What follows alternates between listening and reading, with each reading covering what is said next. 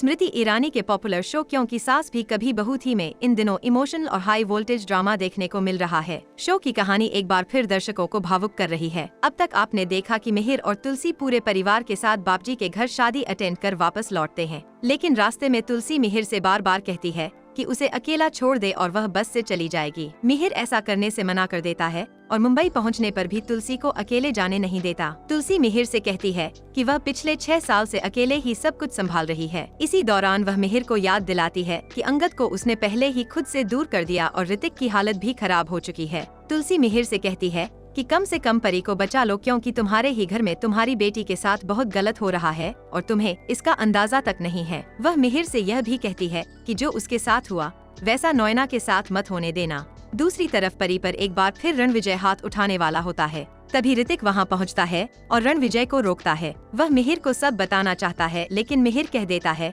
कि यह पति पत्नी का मामला है और वे खुद सुलझा लेंगे। यह सुनकर रणविजय खुश हो जाता है, लेकिन तभी मिहिर अपनी बेटी परी को स्लीपर देता है और कहता है कि इसे रणविजय पर आजमा कर देखो। मिहिर कहता है कि वह चाहता है उसकी बेटी मजबूत बने, कमजोर नहीं। जैसे ही परी रणविजय को मारने वाली होती है, उसकी बेटी वहां आ जाती है और मम्मा कहकर बुलाती है। अपनी बेटी को देखकर परी रुक जाती है और उसके पास चली जाती है। इधर तुलसी अंगद और वृंदा को सारी सच्चाई बता देती है। अंगद कहता है कि उसने पहले ही समझाया था, लेकिन किसी ने नहीं सुना। वहीं वृंदा कहती है कि अगर पहले गलती हुई है तो इसका मतलब यह नहीं कि आज किसी के साथ गलत हो रहा है तो हम उसका साथ न दें। दोस्तों, अगर आपको हमारा वीडियो अच्छा लगे तो उसे लाइक करें, शेयर करें और ऐसी ही दिलचस्प जानकारी पाने के लिए हमारा चैनल फॉलो करें।